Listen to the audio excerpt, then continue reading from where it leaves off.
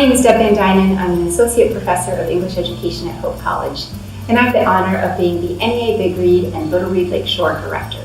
The NEA Big Read Lakeshore and Little Read Lakeshore programs are month-long community-wide reading programs focused on the reading of a common book. This year, because of COVID, we've switched to a mostly virtual programming. We're excited for the possibilities that this presents us as we can expand our audience's scope and reach, as well as our ability to connect with speakers and experts that are beyond our geographical reach. Thank you for joining us this year as we explore Nathaniel Philbrick's In the Heart of the Sea and Marcia Diane Arnold's Galapagos Girl, Galapagueña. We hope you enjoy these events and learn lots about the book's topics and themes, as well as issues and important questions in our world today.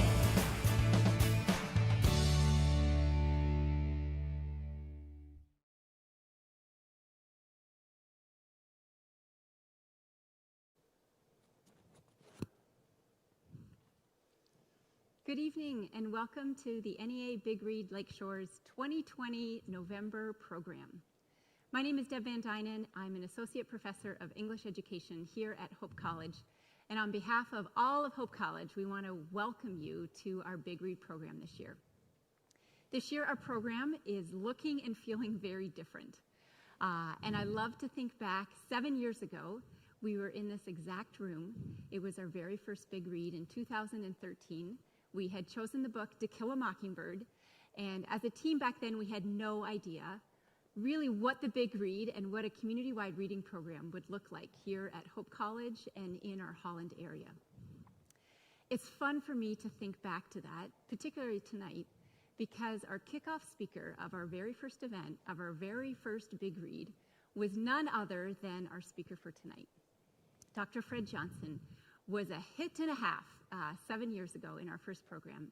And I still have community members come up to me and talk to me and reflect on the things that Fred has taught them and all of us as a community as we've delved deeper into topics about literature and history and culture and race and who we are to be in this world. And so it's with all that more excitement that tonight we are here again in the same place with the same kickoff speaker to start and to usher in our 53 events this year in our 2020 program year.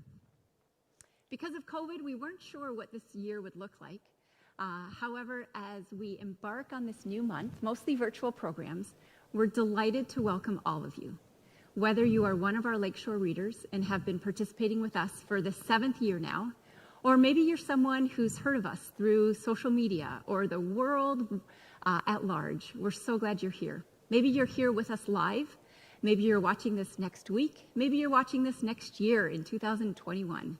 But wherever and whenever you are, we're so glad you're here. And we're excited for you to start and to launch our Big Read program for this year. I'd like to introduce our speaker, and then we'll get into sort of the launch of our discussion and our thinking of our Big Read book. Our Big Read book this year is Nathaniel Philbrick's In the Heart of the Sea. We've paired it with our Little Read program, and our Little Read book is Marcia Diane Arnold's Galapagos Girl. Together, they're very different books, but they share similar themes, and they both are the genre of nonfiction, historical nonfiction. This is a new genre for our program. It's a genre we're excited to explore in this month of programming. A genre, I think, that opens up lots of potential for conversations about who we were in the past, as well as who we are today. And I'm really excited for tonight, for Fred to help us think more deeply about those questions and those topics. So with no further ado, I'd love to introduce a friend and a colleague, Fred Johnson. Fred doesn't know what I'm going to say tonight, but I have the pleasure of, I teach at Hope College, Fred teaches at Hope College. Often I have his students in my class, and in my class I talk about pedagogy and what is good teaching, and what is it like to be involved in an engaging classroom. You're going to find this out tonight if you're new to Fred. If you have heard him speak before, this is no surprise to you, but my students will often list Fred as an example of someone who is an amazing teacher. He's an amazing teacher because he's passionate about what he talks about.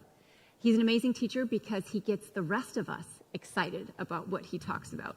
And true fact, He has almost encouraged me to get another PhD in history because of how important studying history is and how convincing he sounds when he talks to you about that. Fred has been on Hope faculty since the year 2000. Prior to his career in higher education, Dr. Johnson served in the U.S. Marine Corps as a communications electronics officer and as an infantry officer in the Marine Reserve.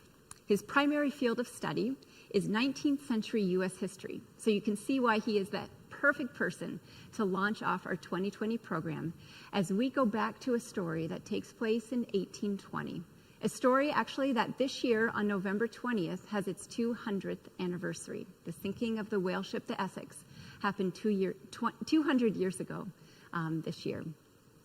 Dr. Johnson teaches a variety of courses here at Hope College, including U.S. history to 1877, slavery and race in America, U.S. military history, Civil War America. Come to Hope College and you can be part of these classes. Fun fact as well, Dr. Johnson is also an award-winning public speaker, and after hearing him tonight, it will be no surprise as well. He's been a member of Toastmasters since 2004, and he has advanced to semi-final rounds of the World Series of Public Speaking many, many years abound. So please join me in welcoming Dr. Fred Johnson III as our kickoff speaker of our 2020 Big Year program. Thank you so much.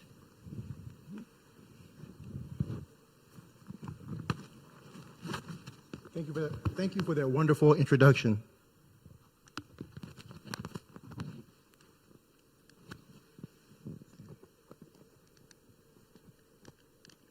As Deb pointed out, our subject matter for this year, the book In the Heart of the Sea by Nathaniel Philbrick, is set in the 19th century. The 19th century is my field of study, primarily the Civil War. And this is a good book to study because of all the similarities at the 19th century, particularly the period of the 19th century when the incident with the Essex, the whale ship, happened, 1820. In the 19th century, America found itself at odds with itself, much like we find ourselves seemingly at odds with ourselves today. In the 19th century, there was a lot going on, controversies, challenges that people thought were going to tear the nation apart, and indeed a civil war did happen. It's not going to happen in the 21st century because we learned some lessons from that. But there are some things that we can gather from this story about these men on this whale ship, this whaleboat, that went out to do what was then a common job. What can we gather from them? So again, thank you for tuning in for the start of the 2020 NEA Big Read Lakeshore. It's been said that the role of the storyteller is very powerful. And one of the questions that I wanted to deal with tonight is not only the story that's being told, but who's telling the story and who gets to tell the story. There's an African proverb that says the following: until lions have their historians, the tale of the hunt shall always glorify the hunter. And why shouldn't it? If the lion is dead, who's to tell the story from the lion's point of view? Likewise, in the 19th century, when the Essex whale ship has the incidents that so many of you will read about or have read about, it is occurring within a larger framework, a larger context, a larger reality of things happening in the 19th century. History can be linear, but generally speaking, just like we right now are in the midst of a pandemic, the pandemic is big news, but it's not the only news. People are still coming to school. They're still getting married. They're still going out trying to live life in a normal kind of way. So how, in the midst of all those other things, are people finding their way through this period? Essentially, context matters. For historians, telling the story so that it doesn't come off as just a one-off, a single incident isolated in and of itself. We place incidents within the framework, within the context of a larger drama going on, so that we can gather information about why the incident itself was important, what it was connected to, what brought it, what impacted it while it was going on, and then what the effects of it were short and long term. So context in the story always matters. And that is just as true for the story by Nathaniel Philbrick, The Heart of the Sea. It happened in the year 1820. 1820 was a pivotal year for the United States of America, still a young republic. We have to ask the question, though, who and what was America by 1820? In other words, how had we gotten to be who we were? In fact, if we knew who we were by 1820, who exactly were we? If you had asked 20 Americans, 30 Americans, 50 Americans, 150 Americans, you might have gotten a different answer depending upon where they came from, their ancestry, where they lived, how they felt, what they were doing, what their jobs were, their hopes and dreams for the country, their hopes and dreams for themselves. So who and what was America by 1820? To understand that, we need to come into confrontation with this reality, that by 1820, America already found itself sitting on a time bomb, a ticking time bomb called slavery. Nobody knew what would happen with it. Nobody knew just exactly how long the country could live with it. Nobody knew if the country could live with it long term. But it definitely was there. It had been a problem for a long, long time. There were people who wanted to get rid of it. And when this story takes place in 1820, that Nathaniel Philbrick wrote, these men are part of a society that in addition to everything else they're dealing with, their occupations, their belief systems, their theology, their politics, their occupations, everything they're dealing with is occurring within the reality that there's also something going on that people are talking about on a regular basis.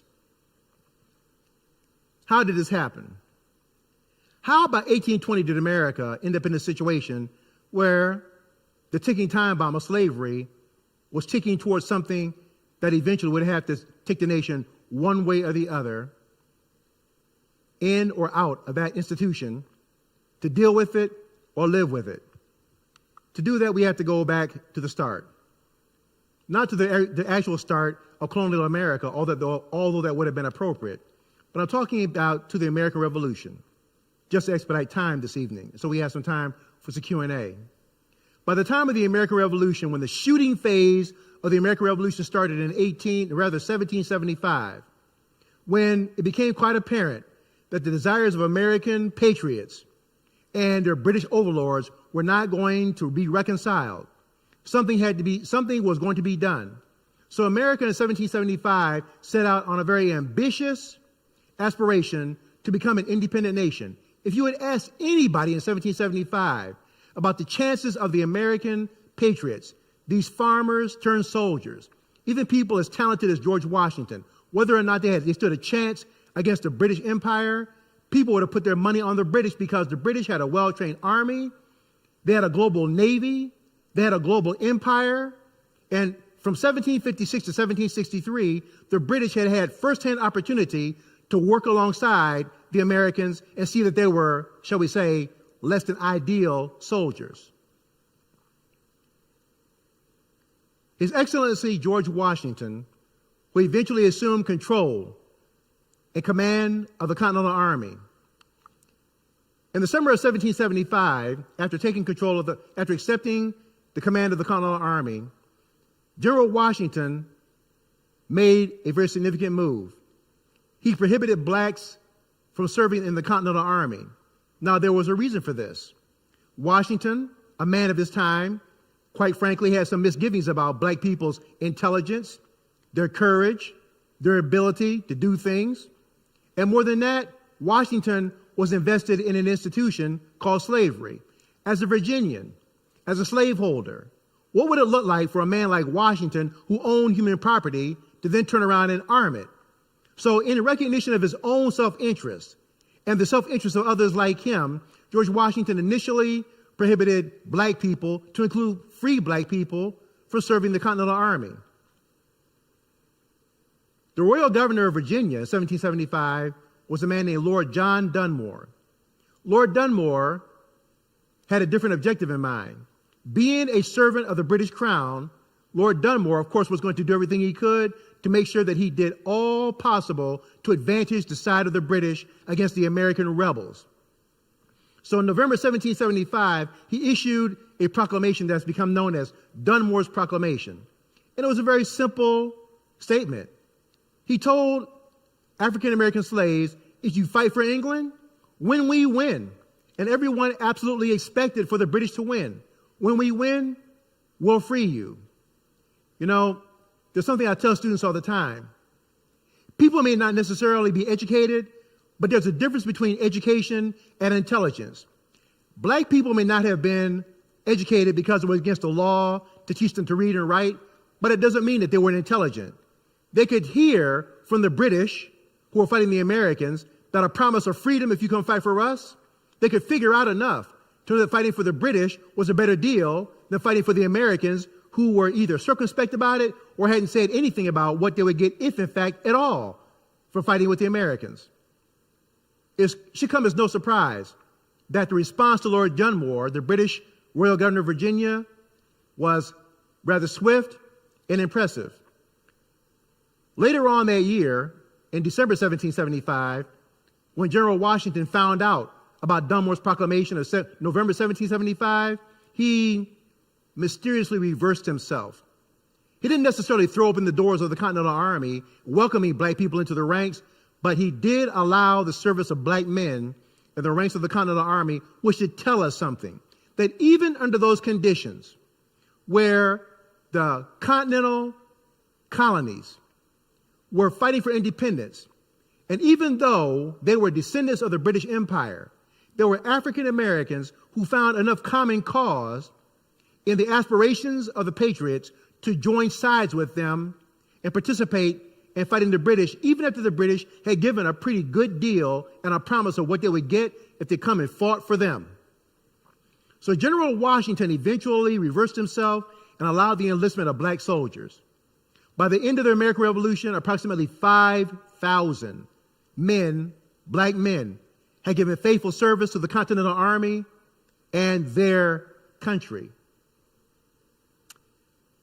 But 1775 was the start of the shooting war, but the Americans still wanted to take one more step and articulate to Great Britain, here's why we want to do this.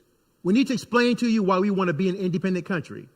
So in 1776, a document was released called the Declaration of Independence. Now, how we get there? Initially, what happened was that a committee of 5 was put together to draft a Declaration of Independence. In other words, Great Britain, you may be a little bit confused about why we're doing this, so we want to draft this document knowing that you're intelligent and we're intelligent. We want to explicitly explain to you why we need to break this bond of relationship, or we need to break away from you and set off on our own and become an independent republic. Included in the committee of 5 were John Adams, Robert Livingston, Roger Sherman, Thomas Jefferson, and Benjamin Franklin. You see in this very famous photograph, or rather picture, that you see Benjamin Franklin sitting down, and to his left is John Adams, and to Adams' left is Thomas Jefferson. It was eventually decided by all involved, especially John Adams, that Thomas Jefferson was the better writer. So Thomas Jefferson basically took the lead in drafting the document that we call the Declaration of Independence. Thomas Jefferson, one of the revolutionary generation, who will die in 1826 within moments of John Adams. They were friends for a long, long time. They became political enemies for a long, long time. But for the most part, at least at this stage in the history, both were involved in the process, in the venture, in the enterprise of getting American independence. So Thomas Jefferson, in his first draft, articulated language that directly addressed the King of England, His Royal Highness, King George III. In that early draft, Jefferson included a passage that attacked the transatlantic slave trade and the institution of slavery. Because we need to understand something, that there was the trafficking in slaves and then the system of slavery that existed. One could not have happened without the other, but we need to make sure that we keep those two separate. There's trafficking in human beings, and then there's what people do when those human beings are sold hither and yon. That section that Jefferson dedicated to attacking slavery and accusing the King of England for bringing slavery to the colonies, that section of the document, his original draft, caused intense debate among the delegates who had gathered at Philadelphia in the spring and early summer of 1776. What did it say?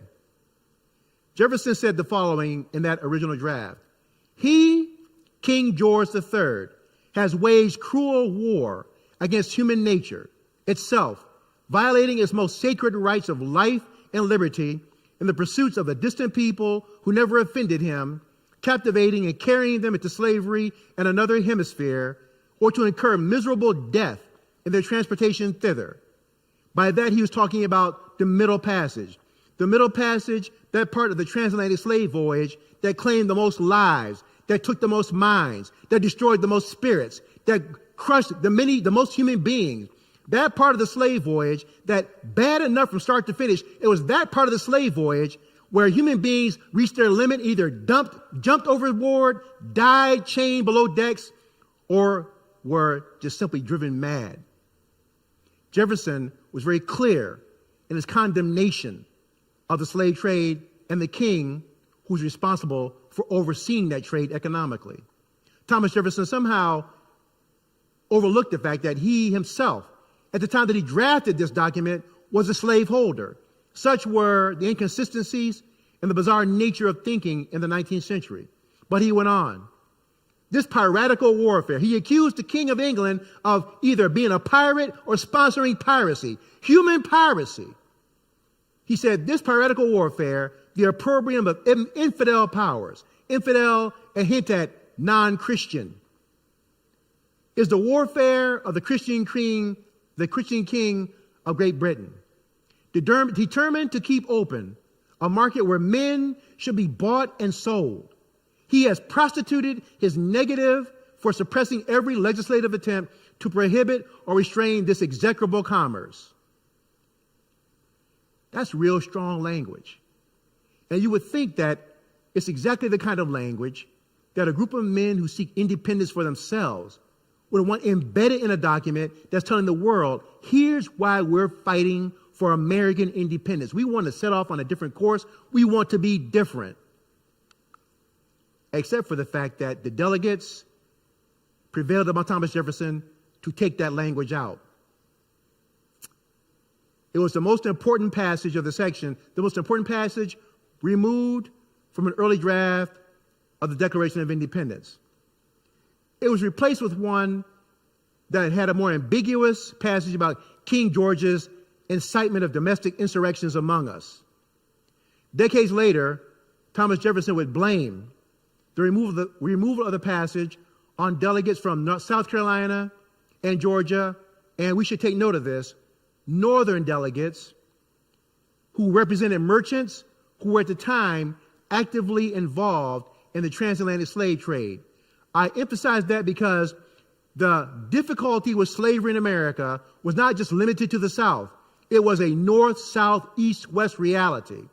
There were people in the north and the northeast who built ships, who made sails, who made rudders, who made steering equipment, all that were part of the infrastructure, economically, the pragmatic reality, the material necessity, the material horror of bringing people from one continent across an ocean to North America.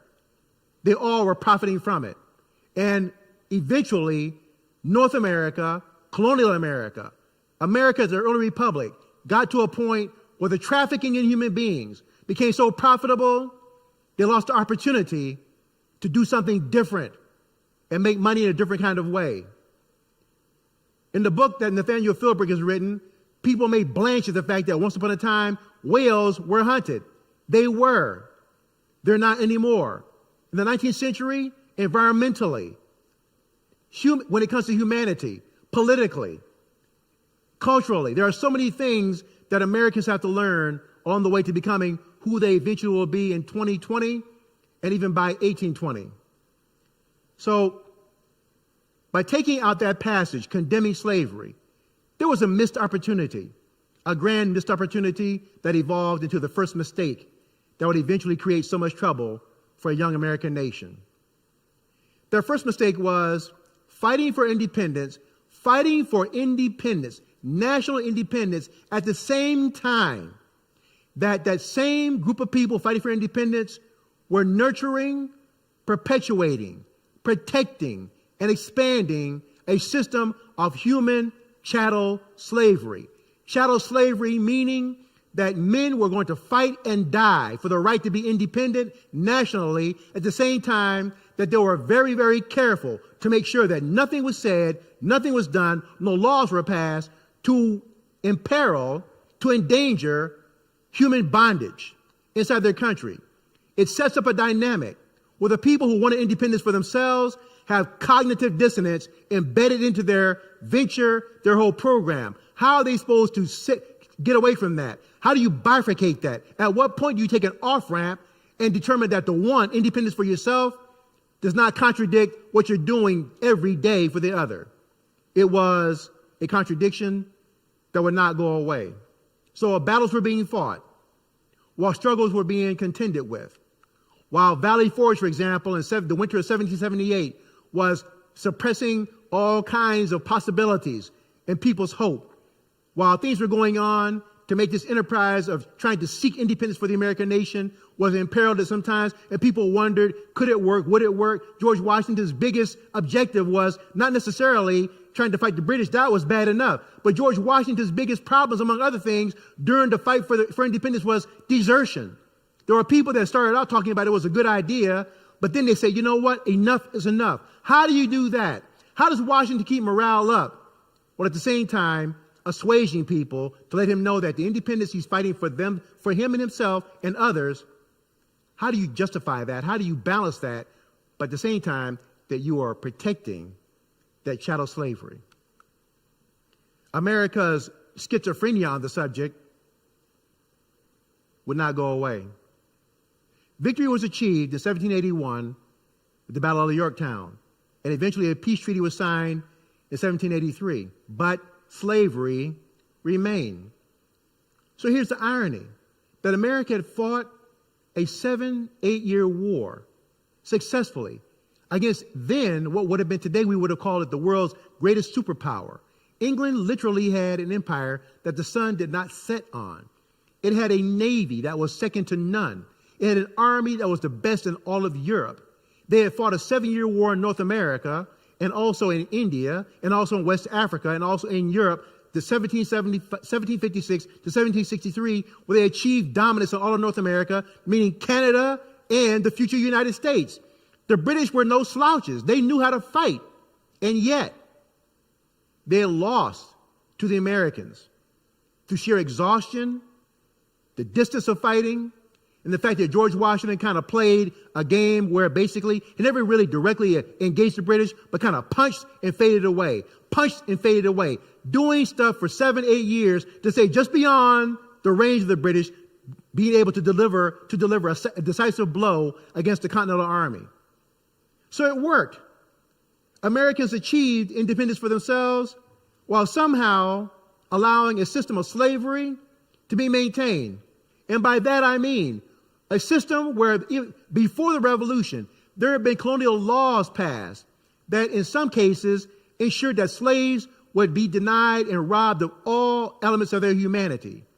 For example, in 1739, there was a place called Stono, South Carolina, where African Americans who were enticed to go to Spanish Florida were intercepted by colonists, and a rebellion occurred.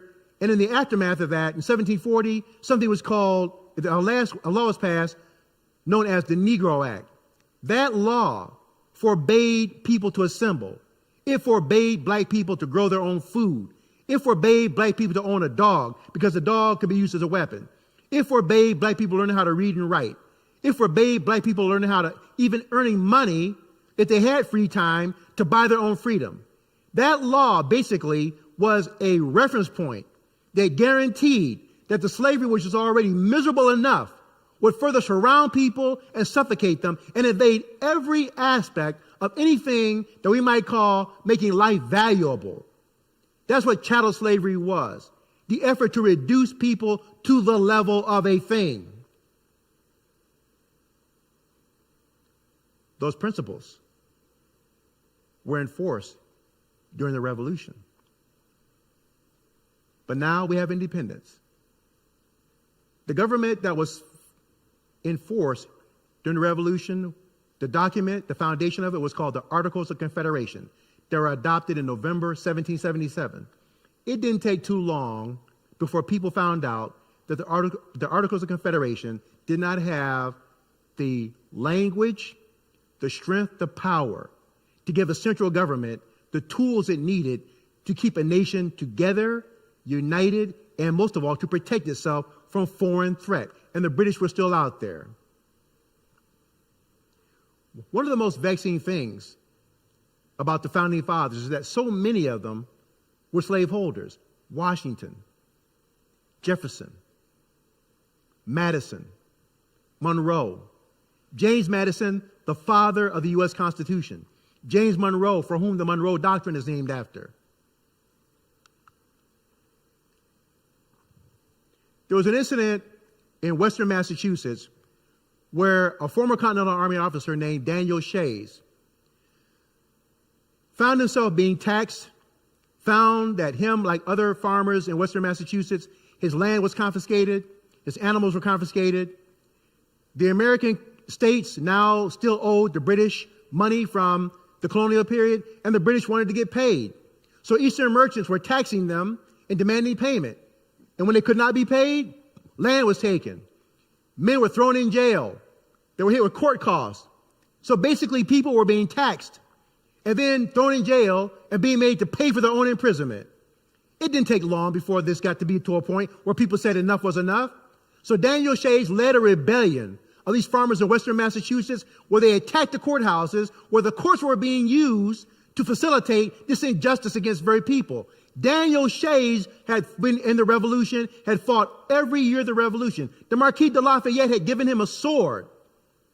He had been decorated. He had believed in the cause of the revolution. And now, after the revolution, as far as he was concerned, at one point, it had been the British taxing him and oppressing him and abusing him, and denying him freedom. Now it was somebody different, but who cares? Whether it was a British person oppressing him and taxing him and denying his freedom, or somebody calling themselves an American, for him, it was all the same miserable destination. So he led a rebellion that almost succeeded.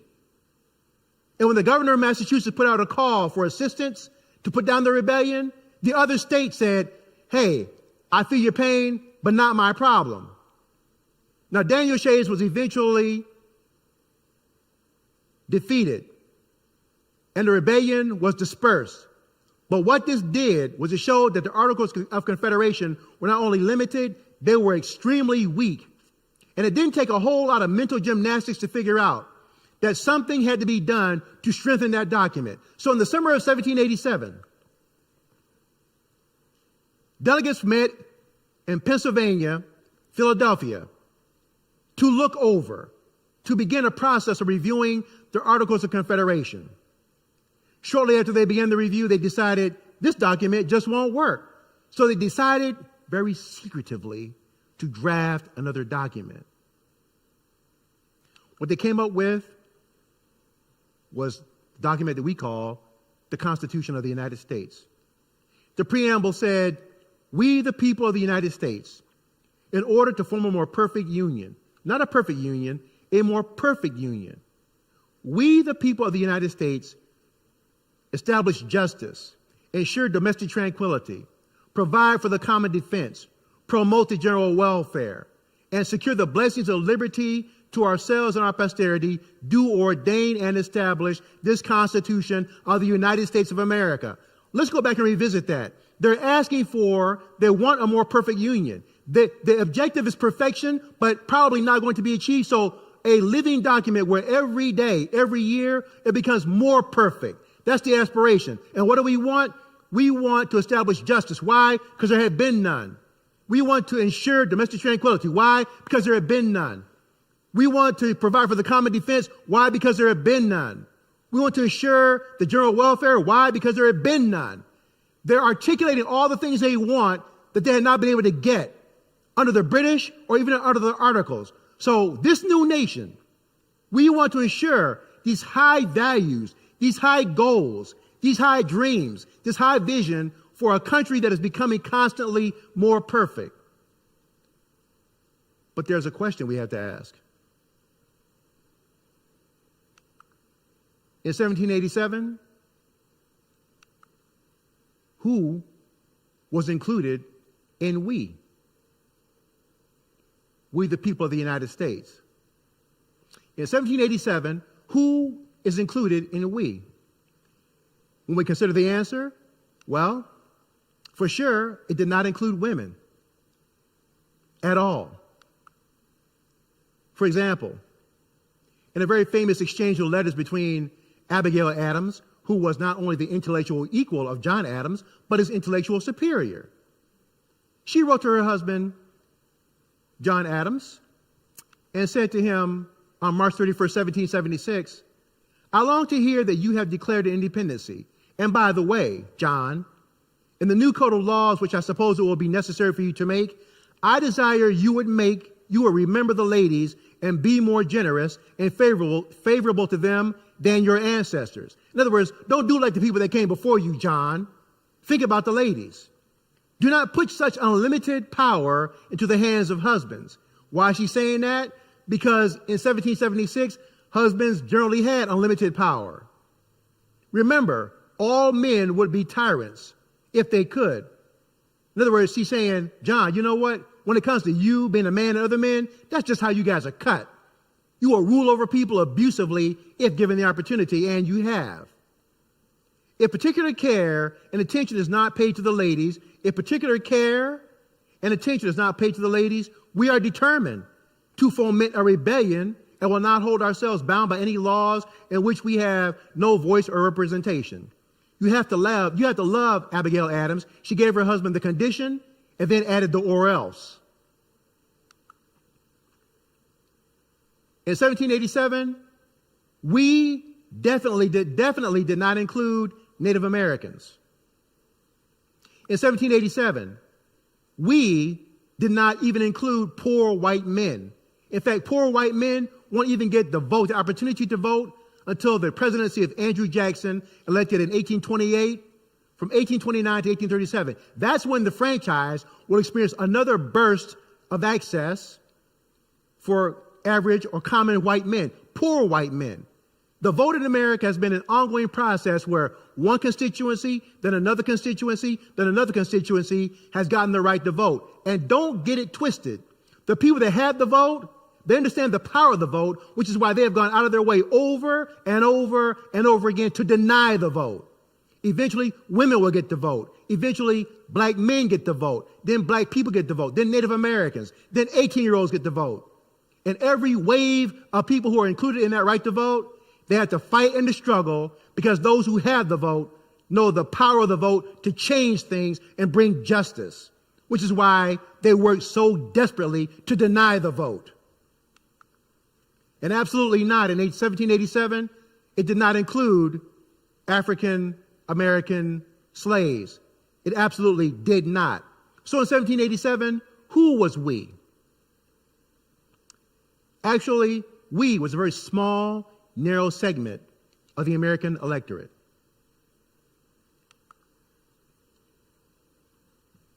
We were very wealthy, landed, white men. I want to emphasize that. Not all white men had access to the vote. Yeoman farmers had hard lives. There were gradations of difficulty in the early republic. So we need to disabuse ourselves of this notion that somehow all white people were living a life of Shangri-La. They were not. Life was hard. But after that, it got harder progressively for women and everyone else going down the social ladder. So the second mistake made in the country's journey from colonial society to independent early republic was that the Constitution, when it was written, the very law, the thing that became the foundational law for early America, it slew justice in the writing of the law. Oh, I didn't take time to go into it tonight, but there's parts of the Constitution, Article 1, Section 2, Paragraph 3, that reduced black people. The 3/5 of a human being is called the 3/5 compromise. It was a compromise that was made on the issue of taxation or representation. Southern states figured out that they already were at a deficit when it came to population, and if the House of Representatives were going to have representation based on population, they had fewer numbers of people. So they demanded that slaves be included in the population. But Northerners said, wait a minute, are they property or human beings? Are they citizens or property? They said, we want them to be property. The Northerners said that, well, then if we can tax them too. Unfair. So they said, look, three-fifths of that slave population will be included in the population of the South for the House of Representatives and then for Northern taxation. And as far as the Senate is concerned, the higher chamber, we will balance out the scales even further by having 2 senators from every state. So it doesn't matter if it's Connecticut, a small state, or Virginia, a large state. Every senator, every state will have the power of 2 senators in that chamber. Where bills will be drafted in the House, we'll have to go to the Senate, and if they clear it there, then they go to the president for signing or a veto. It was a power arrangement. Then there was Article 1, Section 9, Paragraph 1, where they said they recognized and that there was a transatlantic slave trade and forbade the Congress, before it had its first gathering of representatives and senators, forbade the Congress to interfere with the transatlantic slave trade, essentially dooming the American government to participate in the transatlantic slave trade until the year 1808, and by the way, getting $10 per person, they called it such persons, in that trade. From 1787 to 1808, they gave themselves that 20-year window to try and figure out something to do about this miserable, troublesome system and property that oftentimes ran away, wouldn't work hard enough, that needed to be fed, housed, and clothed, and every day stared at them, convicting them in their consciences. And then Article 4, Section 2, Paragraph 3, the Fugitive Slave Clause, which indicated that even if you are in South Carolina and you run to New York, where New York doesn't have slavery, and by the way, we should note that every northern state at one point had slavery. Eventually, slavery will leave the northern states and migrate to just the southern states, but every state in the Union at one point had slavery. Even if you're a black person and you run to New York, the laws of that state that don't recognize slavery do not eliminate that someone from South Carolina can come and claim you as property, and you are then returned back to slavery. 3 clauses of the 1787 Constitution, pro-slavery clauses, set up that second mistake, which put the nation on a trajectory where, as it moved into the early Republican period, slavery remained. Another opportunity missed. Another mistake made. And then, the Northwest Ordinance of 1787 carved out a tremendous swath of territory that had some stipulations put on for the future states of Ohio, Indiana, Illinois, Michigan, Wisconsin, Minnesota. Things like, if you want to join the Union, you must first form a territorial government. If you're going to have that territory, you must guarantee freedom of speech and freedom of worship. 2 things that people cherished in the original 10 Amendments, the Bill of Rights. You must guarantee freedom of speech, freedom of religion, freedom of assembly. And by the way, in the Northwest Territory, there will be no slavery. Already, as a matter of political geography, slavery was pushed further south. As the country moved west and new territories formed territorial legislatures, and as those legislatures began to slowly apply for admission to the Union, in April 1803, Thomas Jefferson, in his first administration, received some communication, an opportunity to buy a tremendous swath of territory called the Louisiana Purchase. Napoleon Bonaparte in Europe was busy fighting his wars. War costs money. War is expensive. Napoleon needed hard currency to prosecute his wars of conquest. And it turned out that the French, having lost the French and Indian War, 1756 to 1763, Napoleon being more concerned with things in Europe as opposed to North America, where the French had their imperial ambitions diminished anyway, he was in a mood to sell. Thomas Jefferson was in a mood to buy. So the bargain was made, and with that purchase, the United States doubled its size. And everything was pretty much okay until 1819.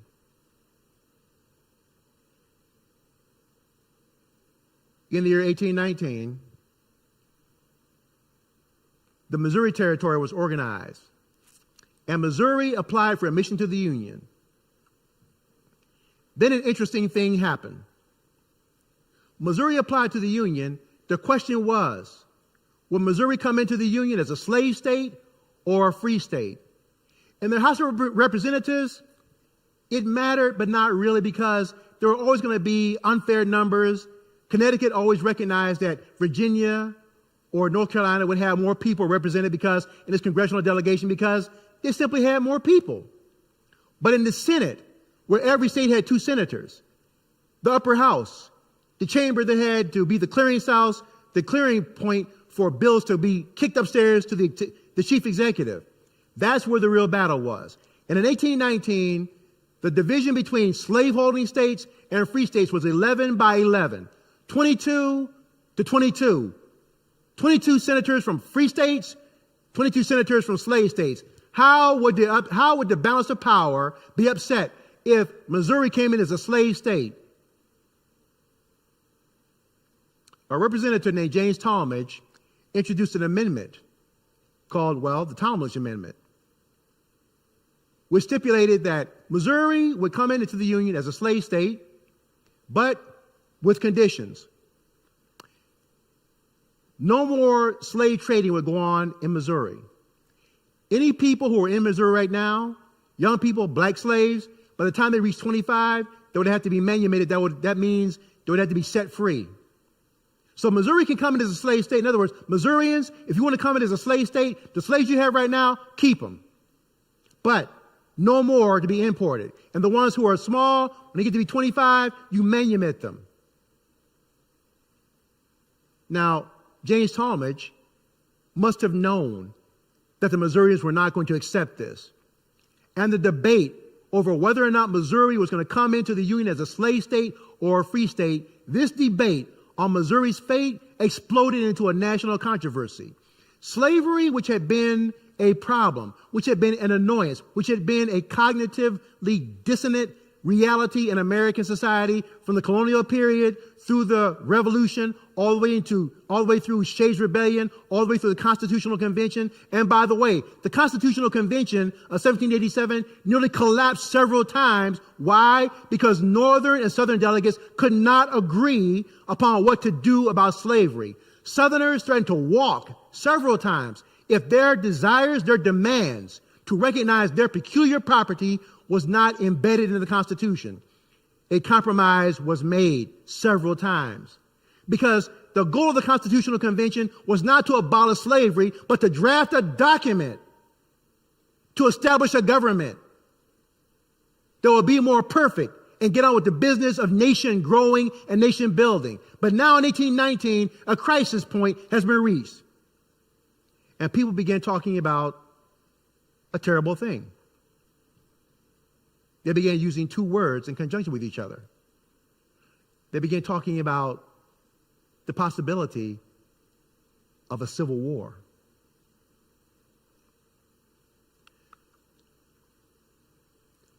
So what would happen with Missouri? Would it come in slave? Would it come in free?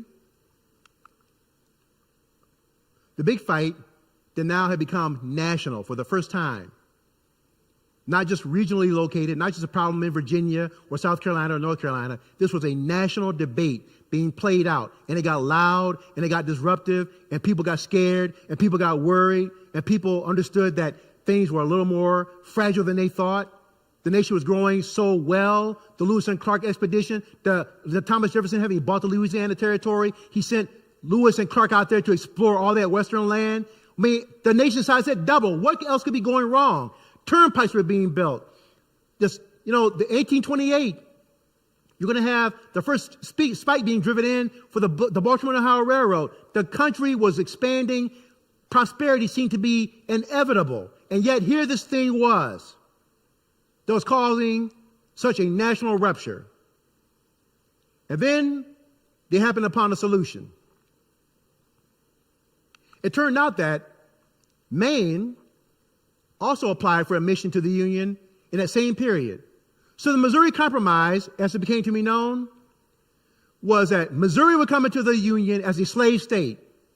Maine would come into the Union as a free state. The balance of senators in the Senate would go from 11-11 to 12-12. So the senatorial balance would be maintained. 2 new states would be added. one to the south, one to the north. A crisis will have been reached and passed, to paraphrase a speech that would be later made by Abraham Lincoln in 1858, his House Divided speech. So, things were okay. Or were they? In the meantime, while that great debate had been going on, in the state of Virginia, the beautiful, great state of Virginia, my home state, my birth state.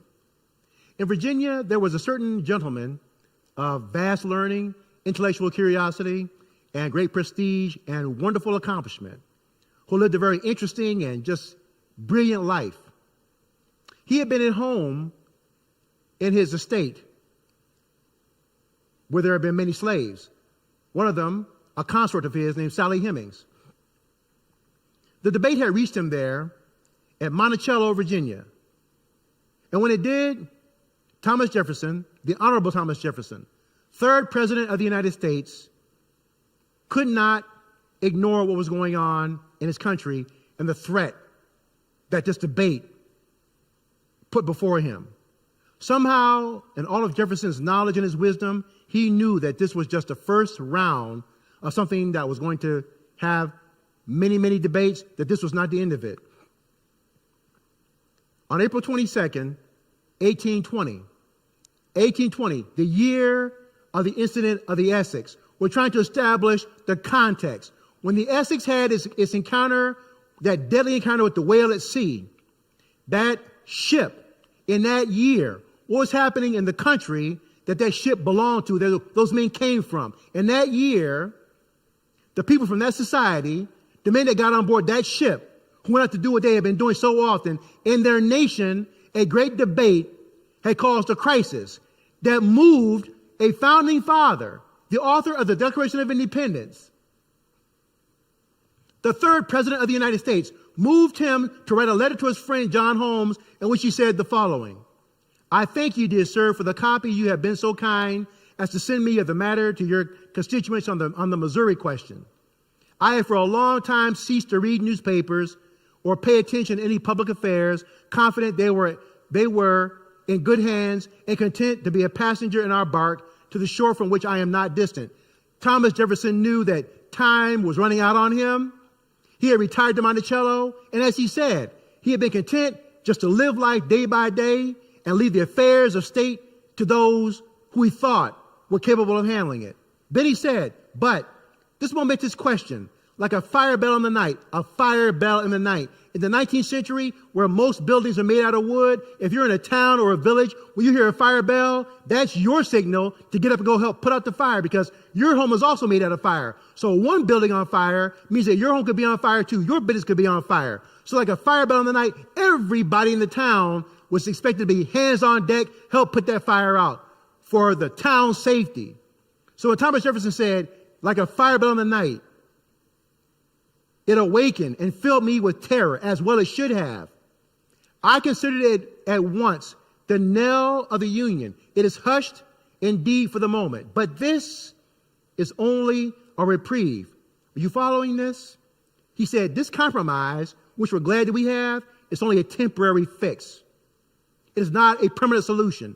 This temporary fix is not a final sentence, a geographical line, because the Missouri Compromise, in addition to allowing Missouri to come into the state, the Union as a slave state, and Maine to come in as a free state, what it did was it drew a line of 36 degrees 30 minutes along the southern boundary of Missouri, where it was agreed by the Congress that all slavery activity would be below that line for the future. That was the compromise. So Jefferson is saying that a line drawn on a map, that won't be enough to stop this problem. This is only a temporary fix, not a final sentence, a geographical line coinciding with a marked principle, moral and political, once conceived and held up to the angry passions of men,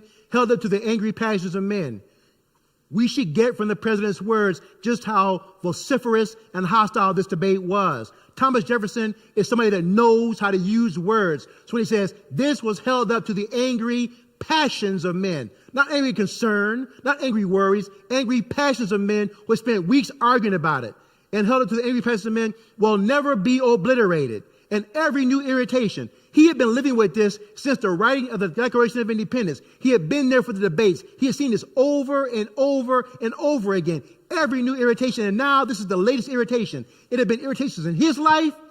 Now it's irritation in the life of those coming behind him. And he said, I can say with conscious truth that there is not a man on earth who would sacrifice more than I would to relieve us from this heavy reproach. If any practicable way, a general emancipation and expatriation could be effected, proving again that he was a man of his time. Thomas Jefferson is saying, like, if we could find any way of getting rid of this problem, if we could emancipate them, and here it is, for him, emancipation required expatriation, meaning free them and then deport them. That was his solution. Thomas Jefferson. But he said, but as it is, we have the wolf by the ear, and we can neither hold him nor safely let him go. You know what? It would have been one thing if Thomas Jefferson had said, as it is, we have the wolf by the ear, and we can't let him go. But he qualified it. He said, we have the wolf by the ear, and we can neither safely hold him nor let him go. America is in a dilemma. It can't maintain the system. It can't destroy the system. Either way, the wolf, slavery, is prepared to devour them. At this point, America is in a situation where it's got to make some decision, but it can't do so without being irreparably harmed by the system that it had embraced, protected, defended, expanded, and strengthened. Now that child has grown up to be a beast called a wolf that's seeking the nation's soul and material body as payment for the mistakes done. Justice is in one scale and self-preservation in the other. Justice, self-preservation, me versus them, me versus justice, my well-being versus the theology of justice, doing what we have been called to do, speaking before the tribunal of heaven, doing what we know to be right. And watch this. This is amazing coming from the author of the Declaration of Independence. He said, I regret that I am now to die in the belief that the useless sacrifice of themselves by the generation of 76 to acquire self-government and happiness to their country is to be thrown away. Thomas Jefferson is basically saying, I regret everything that we risked for the revolution to achieve independence. It was a futile activity. If this is what it was going to come to, why did we do it? We risked everything. If it had failed, the British would have hung them or shot them. So my generation, we put everything on the line to bring this country independence, and this is what it's coming to. They're going to throw away, it's going to be thrown away by the unwise passions and unworthy passions of their sons. And that my only consolation is to be that I live not to weep over it. It's like a parent saying, you know something? The only thing that's going to save me from complete heartbreak is that I won't be here to see it. If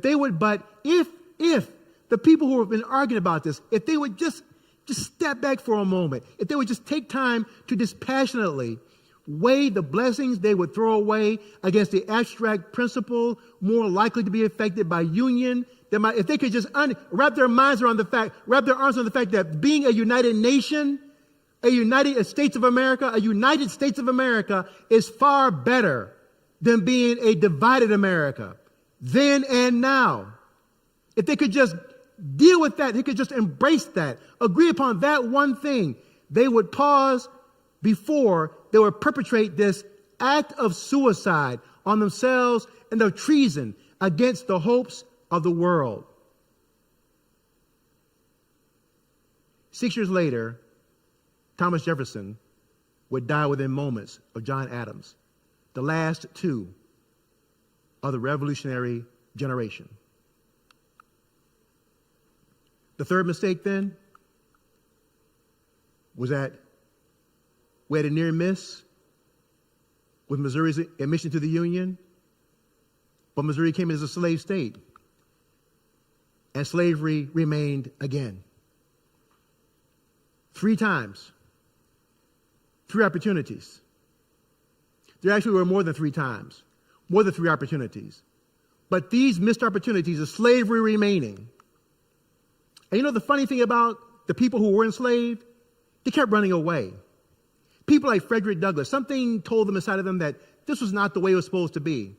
When they were given sermons on Sunday morning where they emphasized, slaves obey your master, they took that, like Dr. William Myers at Ashland Theological Seminary has said, they took that perverted scripture and reinterpreted it for themselves. They did that before they knew how to read. They did that before they had access to the Bible. They did that with something telling them in their spirit, this is not right.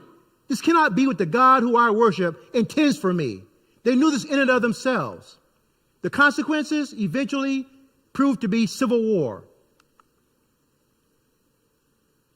The Civil War that was started on April 12, 1861, and last until April 9, 1865. And then 5 days later, as the dust was settling and the smoke clearing from 4 years of civil war that will take nearly 1 million American lives, and a contest over slavery. As Abraham Lincoln would say it in his second inaugural address, when he says in the opening paragraphs, somehow all knew that this peculiar interest, slavery, somehow that this was the cause of the war. When he asked the question, it may seem strange that any men would dare to ask a just God's assistance in wringing their bread from the sweat of other men's faces. Who do you think you're talking to? Are you serious? You're asking that God, not just a God, but a just God, a God who understands justice and injustice. You're asking that God to help you wring your bread from the sweat of other people's faces? Do you know who you're dealing with?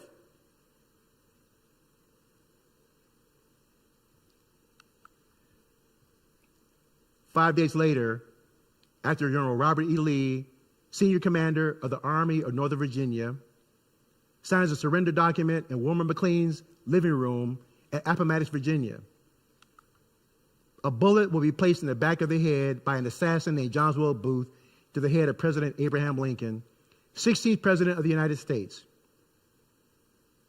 who will live just long enough to bring his country through one of the greatest crises of the Republic in that century. But the promise endures. After all that, the promise of the United States endures. The promise of we hold these truths to be self-evident, it endures. The promise endures of the preamble because now we understand that we, the people of the United States, we understand that the Declaration, we hold these truths to be self-evident that all men and women are created equal, that they are endowed by their Creator with certain unalienable rights, that among these are life, liberty, and the pursuit of happiness, that to secure these rights, governments are instituted among men, not imposed upon them, but chosen by men and women to choose their form of government, to pursue whatever they think life is, whatever they think the pursuit of happiness is, whatever they think liberty is. And that preamble that now finally has straightened itself out. We, the people of the United States, in order to form a more perfect union, establish justice, ensure domestic tranquility, provide for the common defense, promote the general welfare, and secure the blessings of liberty to ourselves and our posterity, do ordain and establish this Constitution for the United States of America. The 13th Amendment will abolish slavery. The 14th Amendment will give us dual citizenship, due process, equal protection. And the 15th Amendment will give black men the right to vote. And finally, women will get the amendment to get the right to vote. It's a work in progress.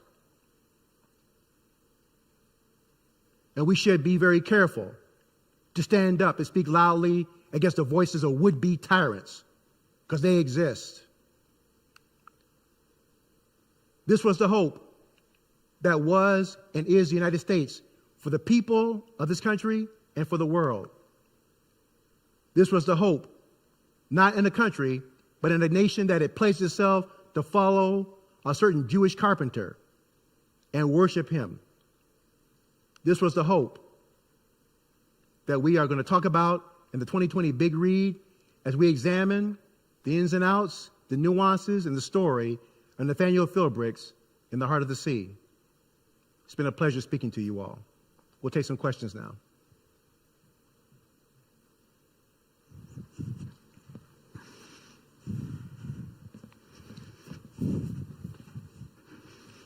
Fred, thank you so much for this.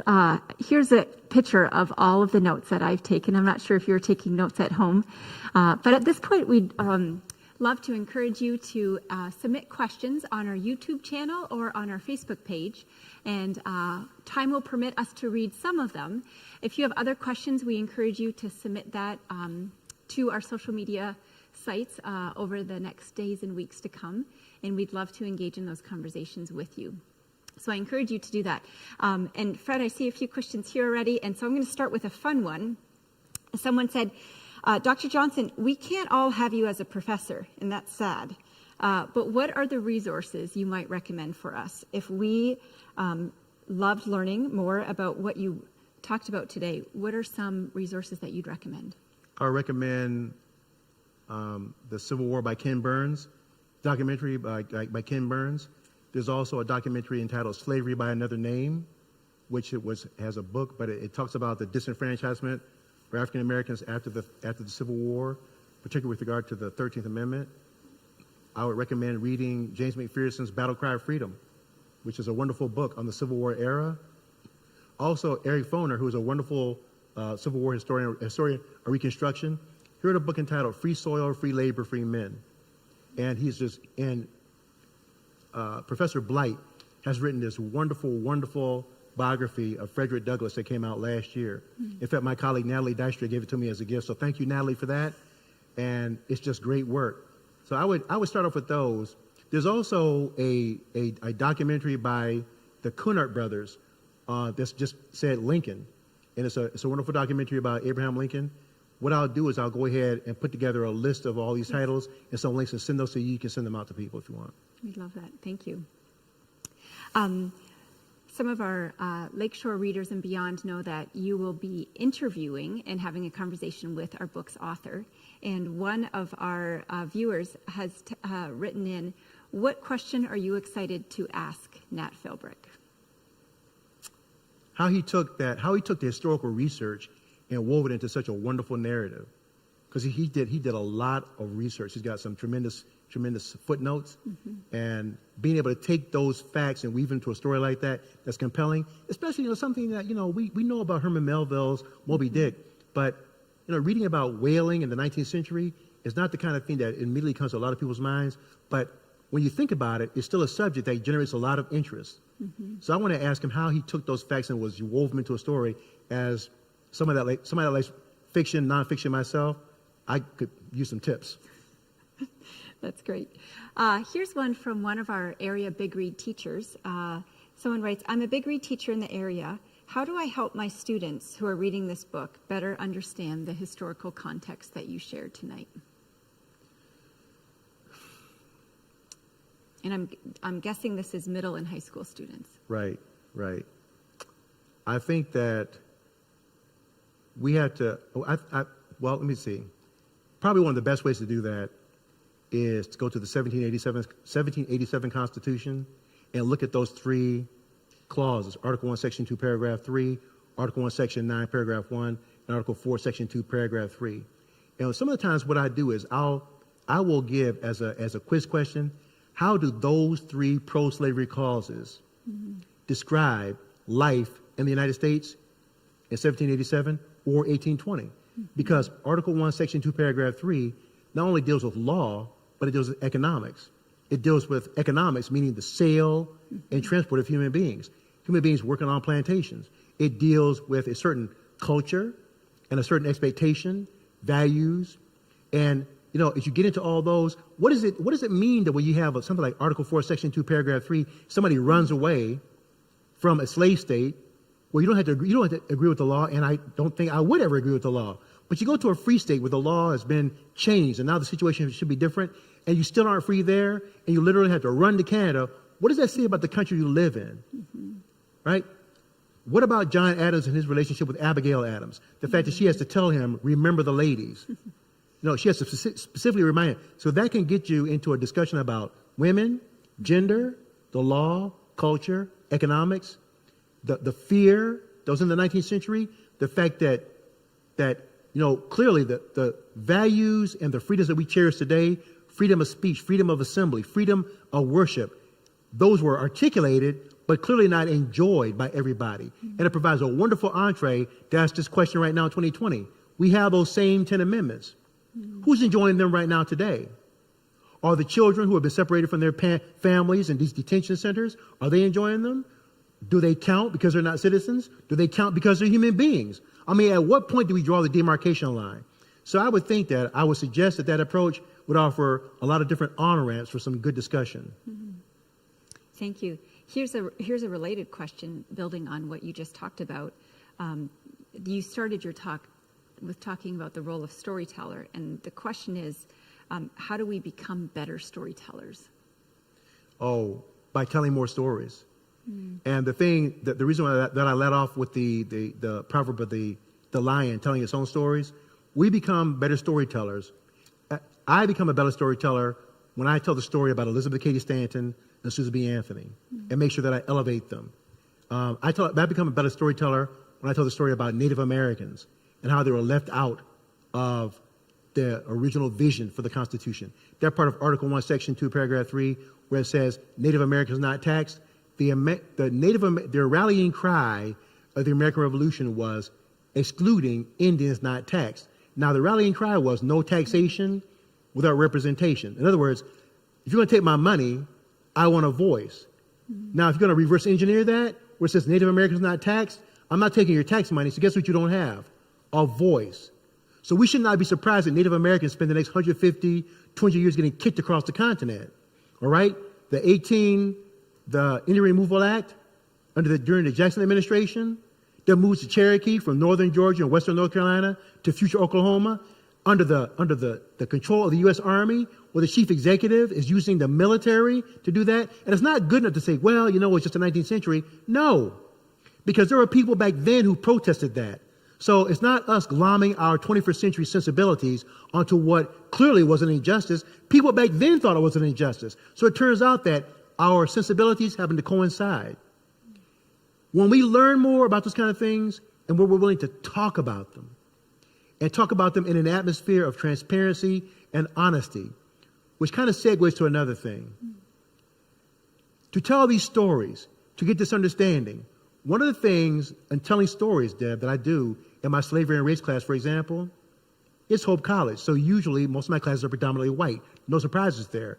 In a class like slavery and race, you don't sign up for that class unless you want to be in it to talk about that subject. One of the first things I do on day one, I tell my students of color, if you have anger or frustration, I need you to park it outside the door. And I tell my white students, if you have feelings of guilt or you think you might, I need you to park that outside the door.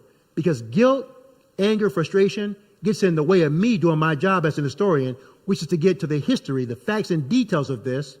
If I got to work through your anger, your frustration, and your guilt, those are three other filters that are stopping me from getting to the information that can help us explain things like what's going on right now, people in the street.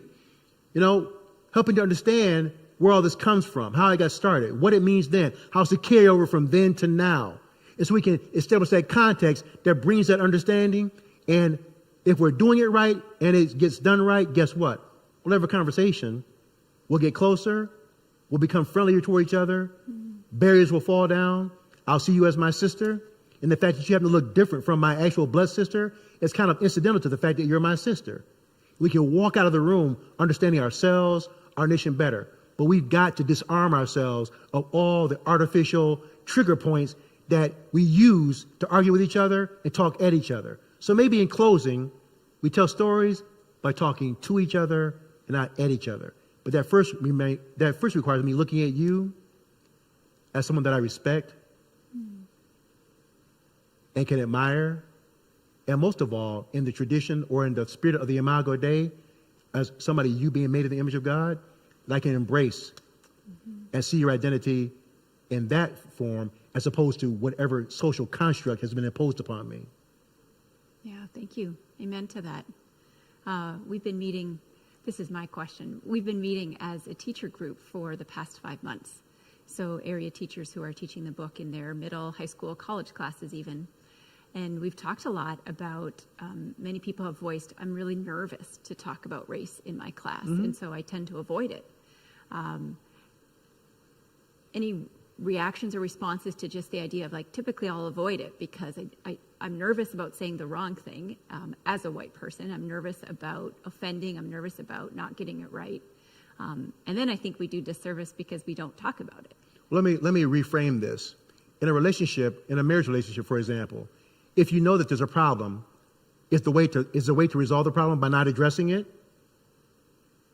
It just festers. Mm-hmm. It gets worse. In a family, where you have problems and you know there's a problem, just simply pretending that it's not there doesn't make the problem go away. Pretending is exactly what it says, pretending that it's not there. We've had people in the streets protesting, and there has been great debate all summer, the spring and the summer, because of a persisting problem. Now, either the people that are talking about this are just making it up, or just are bored and have nothing else to do, or there's something going on. Let me use this example. You know, in 1829, there was a free black man named David Walker who was born to a free woman. At the time when he was born, one rule in the United States was child follows the condition of the mother, which meant that if David Walker had been born to a slave woman, while he was in utero, in her womb still, before the first ray of sunlight kissed his forehead, before he drew his first breath, before his feet touched the ground, before the first thing he could do as a living, breathing human being, he already would have been doomed to a life of perpetual servitude just on the basis of that very crazy, bizarre, unjust law. But in 1829, David Walker, free man born to a free woman, left North Carolina, had moved to Massachusetts, and wrote something called David Walker's Appeal. He essentially wrote it for black people and was asking the question, how can we actually submit ourselves to a gang of men who, frankly, are no better than we are? So he wasn't talking to larger America. He was basically grinding his axe with black people. We should do something about this on our own because clearly it's not going to be done for us. He articulated some specific things in 1829. If you fast forward to 1963, the middle of the 20th century, April 28, 1963, after 2 world wars, nuclear weapons having been discovered and used, and 6 years away from putting men on the moon, extraplanetary body, Martin Luther King Jr. begins his speech that ends up being the I Have a Dream speech by saying it's been 100 years since the Emancipation Proclamation, and the Negro, black people still find themselves on a lonely island of prosperity and a lonely island of poverty and a vast sea of prosperity. Now, aside from the specific language that he uses, he basically articulates an updated 20th century version of what David Walker had been talking about in 1829. And here's the question that we have to ask, speaking of talking about the issue.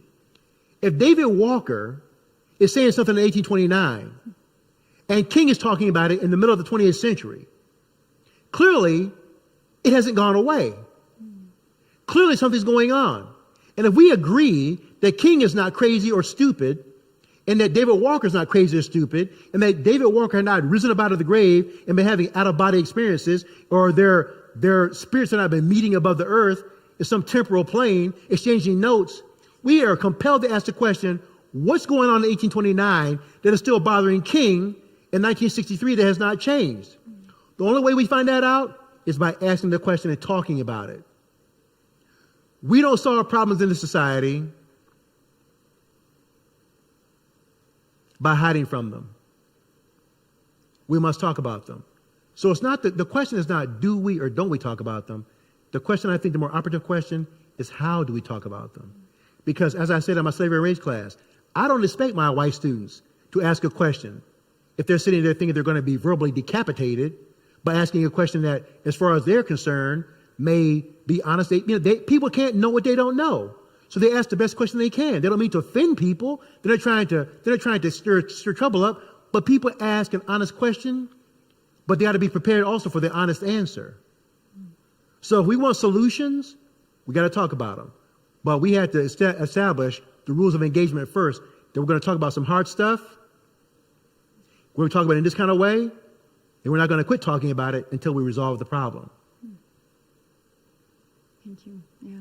It's a glimpse of what it's like in your class, I think, a space in which to do that. We're going to close, Fred, with, we've gotten several questions about specific takeaways that you would like for our readers to have when they read or reread the book. So given everything you've talked about with the importance of the historical context and the backdrop, are there questions or thoughts that you would recommend And many people, actually, our readers have said over the years that they'll reread the book after our kickoff event with new things to think about and a new context to put it in. Right. Recommendations? Just understand that the book is set in the 19th century. It's set in 1820, and it's not necessarily an American age of enlightenment. Mm-hmm. Thomas Jefferson was definitely an Enlightenment thinker. He's a product of the Enlightenment, but Jefferson also owned slaves. Mm-hmm. And it was only in the last few years that the organization at Monticello, the Monticello organization, finally got around to admitting that, yes, Sally Hemings' descendants do deserve to be recognized by the Monticello organization. So people may read some things that leave them uncomfortable. They may read some things where things are phrased in a certain kind of way. It is not to excuse how it's written. It's not to excuse the way people thought. But let's think of it like this: 150 years from now, people are going to look at the United States and hear that children were put in for-profit detention centers, and there wasn't a howl or protest from north to south, east to west, and they're going to wonder, well, why didn't more people say something? Well, we live in a certain kind of time, and there are pressures, and there are realities. It would be great if we said something, if the nation howled about that, but we're not. And so we have to take time to not suspend our values, not suspend our moral judgments, but to look at it through their eyes. And again, this is not to excuse slavery or anything else, Native American abuse, the way women were marginalized, the way poor whites were treated. It's not to excuse any of that. But if we really want to understand what Nathaniel Philbrick is trying to talk about in his book, we got to sit up and suspend 21st century judgment for a moment and take it on their terms in that time, in that period. And the better we do that, the better we'll enjoy the story, the better we'll understand what happened to the Essex and the men who survived. Mm-hmm. Thank you. We just got a great taste, a good preview of our author event, which will happen next week, Monday. Fred will be having a conversation with Nat Philbrick. So please stay tuned. We have many more events, 53 of them. So we invite you to participate in those. You can register on our website, bigreadlakeshore.com. To all of you, thank you so much for joining us. A huge thank you, Fred, to you for your willingness to do this.